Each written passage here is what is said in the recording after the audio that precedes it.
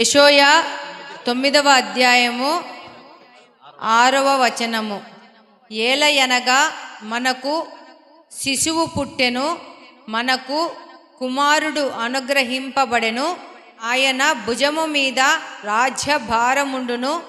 ఆశ్చర్యకరుడు, ఆలోచనకర్త, బలవంతుడైన దేవుడు, నిత్యుడగు తండ్రి, సమాధానకర్తయగు అధిపతి అని అతని పేరు పెట్టబడును.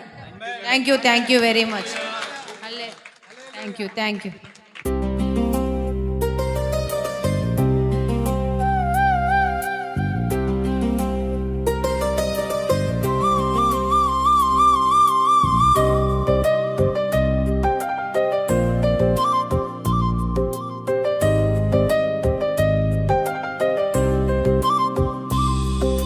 ఈ భువిపై ప్రభువు రాక ఎందుకో తెలుసునా?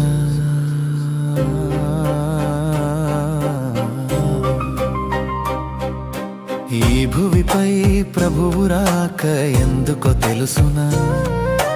పాపం నుండి విడిపించే రక్షణ మార్గం